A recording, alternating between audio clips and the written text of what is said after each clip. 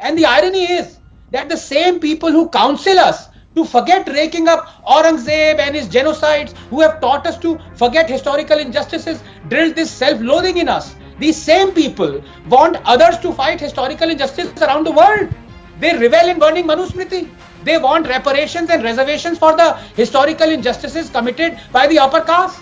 They run 1619 slavery awareness campaign. They demand apologies from the nations for historical injustices. Of what is a most divisive and what I would go as far as call a hate speech. It is purely to spread poison and venom in society, and I feel deeply apologetic, to be sitting in this panel and listening to this. And of course, the script was today much longer than it normally. In your 21 minutes of debate, I'm amazed by the intellectual hypocrisy for all the people sitting here, talking about divisiveness. Where is the divisiveness? The divisiveness is increasing. Go to and check the historical facts, my dear friend. Anand just has mentioned 2.6 million Hindus massacred by only Aurangzeb. But till now, since the Mughal entered and since the Tughlaq was also there, 9.6 million Hindus were massacred alone. And we were not divisive. What a hypocrisy. The call by Jinnah, the final day action, Calcutta took 10,000 lives of Hindus, but we were not divisive. The partition took 9.5 lakhs Hindus' lives. We were not divisive. The Ganga Jamuni Tarjeeb continues to duel like that. We were never divisive. So many riots under the umbrella of the Congress happened, where both Hindus and Muslims were killed. We were not divisive. We were very progressive. Gujarat riot happens, we started becoming divisive. Narendra Modi coming to power, we started becoming divisive. The problem is we don't hit the nail. The nail is, today India is Darul-e-Harb, land of conflict for them. And they want to make it Darul-e-Islam. You want to happen? You want to make that happen? Because you guys are aiding and abetting that Darul-e-Harb in becoming Darul-e-Islam. You are responsible for increase of Muslim population from 7% to 18% of this country. You guys are responsible for 7%. Yeah, good evening, Rahul, and good evening to my fellow panelists. Thank you for this important discussion. I think it's not about what Sanjay has spoken. It's about what you said. It's about double standards, and it's about a weak state ultimately relenting to the power of street veto and the power of unabated hate. For example, when you talk about the tens of thousands of Mumbaikars, Muslims who gathered to pay their last respects to a terrorist Yaqub Menon who perpetrated bombs and violence in their own city, and we did nothing about it. Well, that then went on exponentially, and now people are not only celebrating Indian terrorists. You remember what happened to after Hassan Nasrallah? There were tens of thousands of Indians from Kashmir down to even Tamil Nadu, Kanyakumari, who were celebrating and eulogizing this terrorists from the Middle East. So if you do not stop this, if you don't ebb this, this kind of hatred becomes all pervasive. But I want to come back to this discussion because I want to be clear about one thing. There is no difference between Aurangzeb apologists and Holocaust deniers. Twisted minds in need of immediate medical intervention. In fact, I would say any Muslim who celebrates Aurangzeb has ISIS hide, and any Hindu who celebrates Aurangzeb is ISIS bride. There are three issues here, and all three have cropped up. One, why is Aurangzeb being wrongly branded evil? Two, why rake up historical injustices? Why can't we forget what Aurangzeb did 300 years ago? And three, why provoke or trigger Muslims into rioting? Let's go one by one to all these three because all three are important. Number one, it goes without saying Aurangzeb was Baghdadi 350 years before ISIS. He imposed tax only on non-Muslims, beheaded Guru Tegh Bahadur, entombed Sahibzadas alive, decapitated Sambhaji Maharaj, demolished Kashi Vishwanath and thousands of temples, murdered 4.6 million Hindus. This is all well documented, principally through his authentic biography, Masir-e-Alamgiri. So we know that Aurangzeb was a monster, and to celebrate him is like celebrating Hitler. Now the second important point, why rake up historical injustices? Why can't we forget what Aurangzeb did 300 years ago? Well, Rahul, as I say, nations weaken not because of their past, but rather by how they are taught it. And for 70 years, we've been taught to forget our historical injustices. From Somnath to Kashi Vishwanath, Babarpur to Bakhtiyarpur, Allahabad to Aurangabad, Martan to Mathura, these injustices have deliberately been made visible as to lionize the debasement, celebrate the humiliation. And the irony is that the same people who counsel us to forget raking up Aurangzeb and his genocides, who have taught us to forget historical injustices, drilled this self-loathing in us. These same people want others to fight historical injustice around the world. They revel in burning Manusmriti.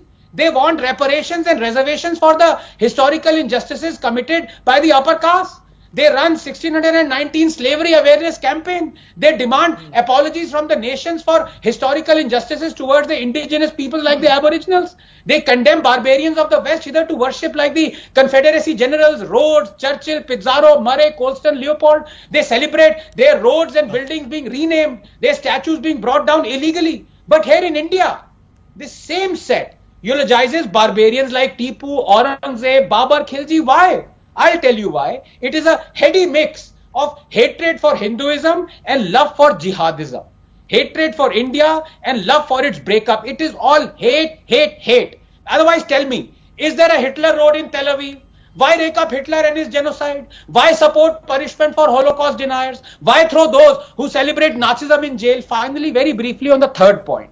Why provoke and trigger Muslims into rioting, burning vehicles, pelting stones, attacking cops? Well, here too, Hindus are being blamed for starting it by burning an effigy of Aurangzeb and claiming that a cloth with an embroidered verse was burnt. Well, by that same logic, should Hindus riot every time you burn Manusmriti or Ramcharitmanas? So stop blaming Hindus by saying they provoke the Muslims. The essence of Azan, which is there is no God but Allah and no one has the right to be worshipped but Allah 4062, exemplified through the loudspeaker 5 times a day, whole year round near a temple, is not provocative.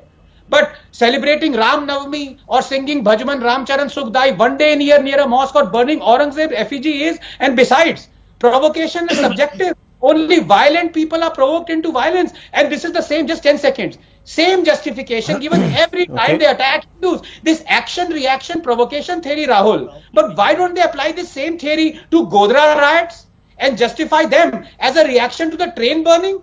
They don't bring this action-reaction theory. So I'm afraid this is a discussion that will go only one way if you have to be logical. And the one way is stop celebrating, eulogizing Aurangzeb. Stop it.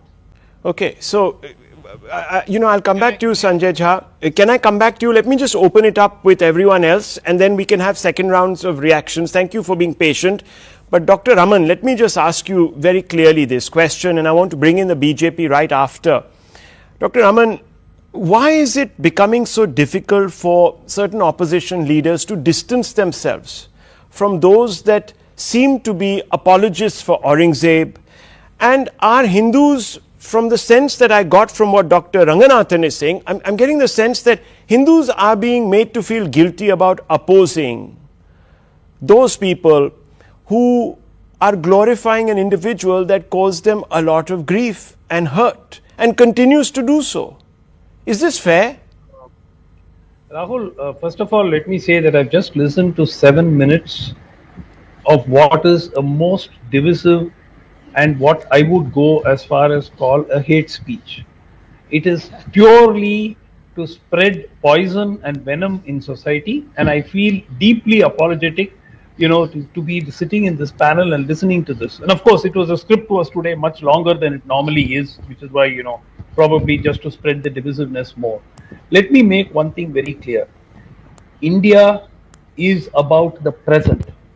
This government seems to be wanting it to be only either about the past or about the future, never about the present. Either in 2047 we will have all these things, or 300 years ago somebody did this to you, 800 years ago somebody else did something else to you.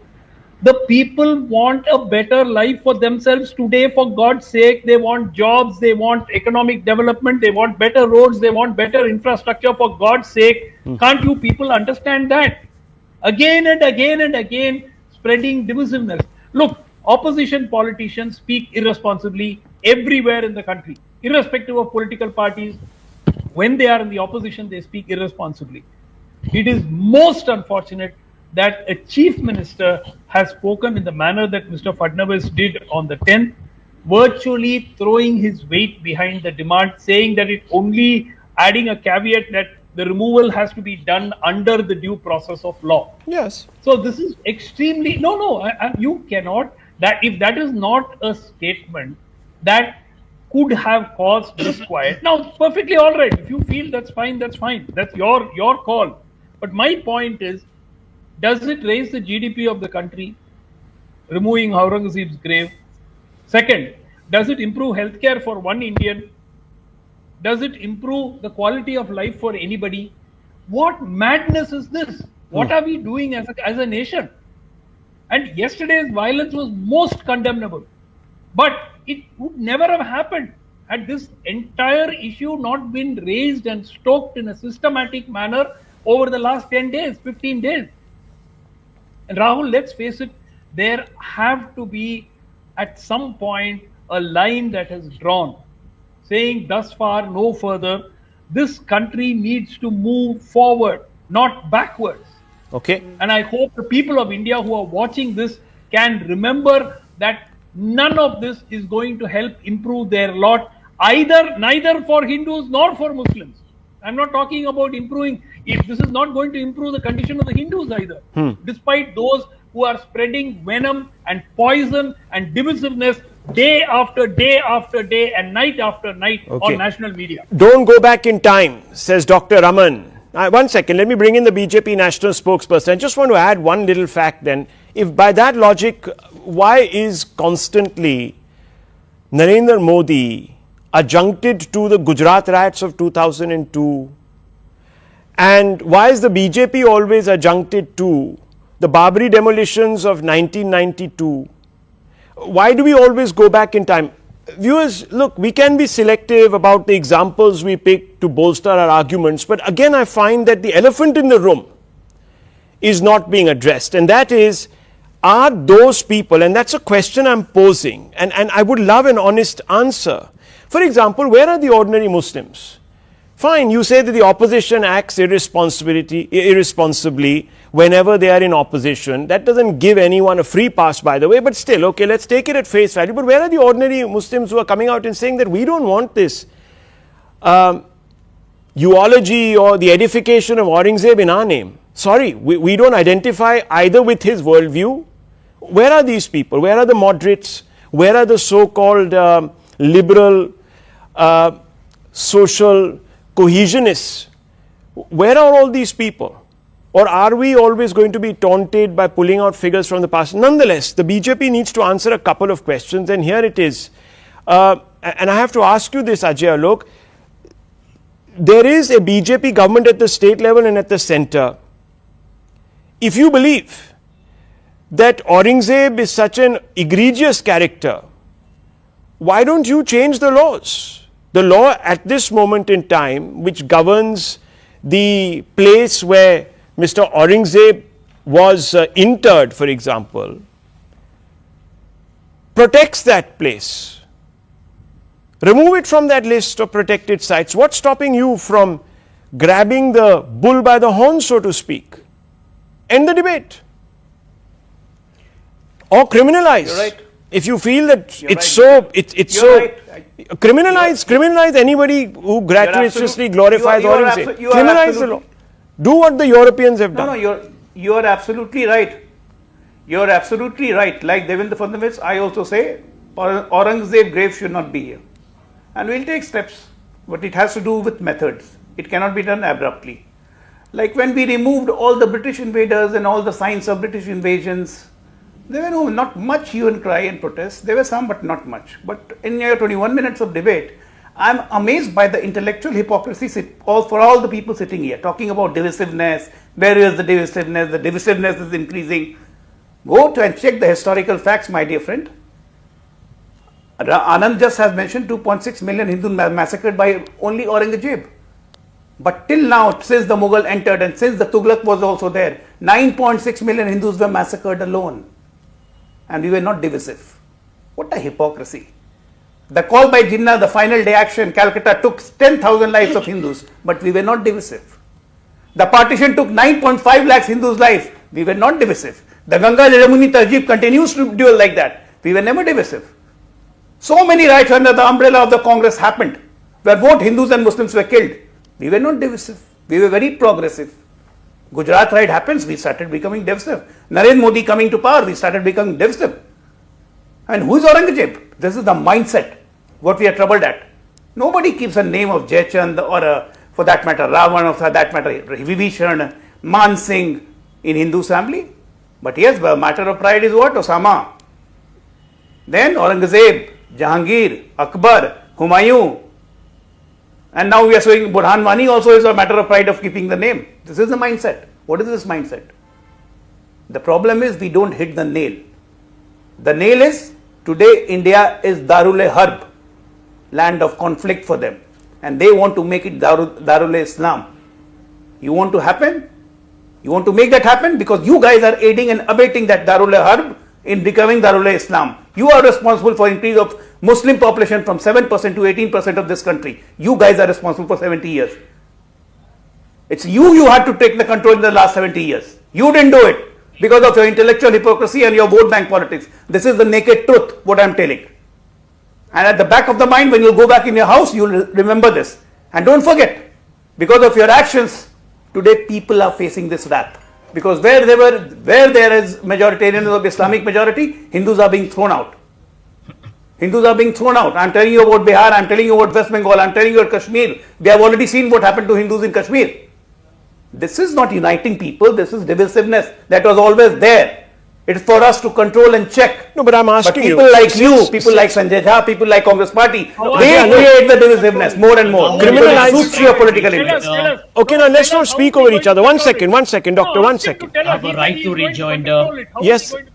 1 second. Ask him to tell us. 1 second. Let's not speak over each other. Let's go person by person. If you have a point to make, just raise your hands, please. Let's just be a little calm. This is a sensitive issue. I don't want any loose remarks, which I haven't heard, to be broadcast, and then there's a huge amount of chaos on social media and people then sort of holding you up for all sorts of things. So just being very, very clear. Ajay, look, I want to ask you, yes, you are aggrieved on behalf of hundreds and thousands of Hindus. Why don't you criminalize the gratuitous glorification of Aurangzeb? If you feel that strongly, you can at least do that. I'm not talking about deplatforming him. I'm not talking about removing his statues or eviscerating his grave or quarantining or locking it up or whatever. I'm just talking about criminalizing the gratuitous glorification of people like... Yeah, I mean, bring in a law. No, you're right. You're right, Rahul. I agree to you what you are saying, that since we are in the government at the center and the state, we must do it. I agree to you. But Okay, there is a way to go. So walk the talk. So we did it. We got the Kartavya Path done. We removed the famous Victoria Channel from our Indian Navy, which was not done for the last 70 years. Can you answer me why it was not done? No, that might We be have so. done many things. We all know And the we will do many reasons, things. but the fact of the matter is that you're now I don't in want power. to do. We don't want to do anything in a knee-jerk reaction. Okay, we don't want to do anything in a knee-jerk reaction. But clearly, today has come in front of. Let me tell you one thing. Let me tell you one fact. I'm just talking about facts. Can any of the gentlemen here disagree with me that 99% of Muslims of this country are from converted Hindus? They are not of Mughal descendants. Then why is so hue and furor about Aurangzeb? What do you want to do, sir? Sir, in history across many I just want to say why there was a hue and cry. Okay, gentlemen, and why you I are have to lower supporting everyone's it? faders, Why please. people get instigated? I can't hear any one of Why you people speaking. get I'm going to lower your instigated? faders.